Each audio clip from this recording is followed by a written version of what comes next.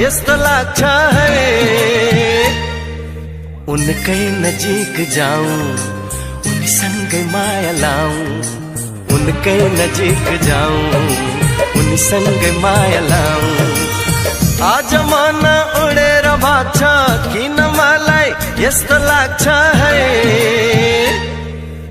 उनकै नजिक जाऊं उनीसँगै माया लाऊं उनकै नजिक जाऊं उनीसँगै माया लाऊं